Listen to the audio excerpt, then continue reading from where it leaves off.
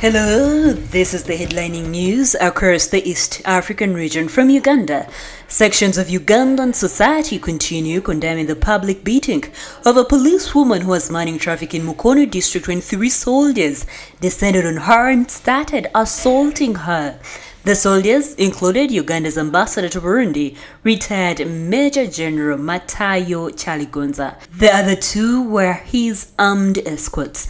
The policewoman at the rank of sergeant was trying to direct the vehicle to go and enter the road properly rather than making an illegal turn at a busy point when the men jumped out of their vehicle and were caught on camera assaulting her. The army has officially apologized to the policewoman.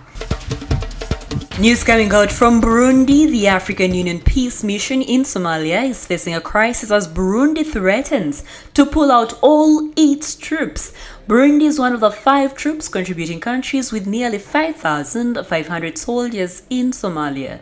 When the UN directed that the army sum be reduced by 1,000 troops, a decision was reached by the AU meeting that all 1,000 come from the Burundi contingent. Now, Burundi Defense Minister Emmanuel Intahomuvukiye says either all countries shed some soldiers proportionately rather than his countries shedding 1,000 troops, or Burundi pulls out all the 5,500 troops it has in Somalia. From Kenya, a gang of 5 conmen have been arrested in Nairobi after posing as President Uhuru Kenyatta to defraud big business operators. Their last victim was a director of the Sama group of companies from who they picked almost $1 million while promising government tenders. The team mimicked the president's voice to near perfection on phone as they offer a deal to a business person. Then they pose as State House staff to go and collect the money, driving in high-end vehicles, escorted by real but rogue police officers. In Tanzania, Tanzania's mourning 9 land experts who perished when their vehicle plunged into a river in Kilombero district. They were returning from a survey mission when the accident occurred. 4 survivors, who include the driver, are responding well to treatment in hospital. But police is questioning the driver as the rest of the survivors insist the crash was caused by speeding.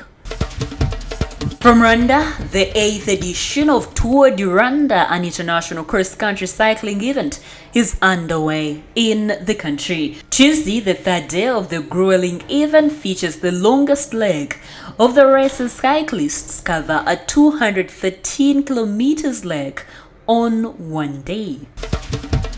Closing off is a story from Southeast Sudan, where there is confusion in Juba as the first vice president of the SPLM, Tabang Dengai, is removed by his faction from government. General Gathothi Gatkoth, who leads the SPLM-IO faction that seconded Taban Deng to the post of first vice president, says they have dismissed him and he therefore is no longer vice president of Southeast Sudan. And that was the headlining news across the East African region.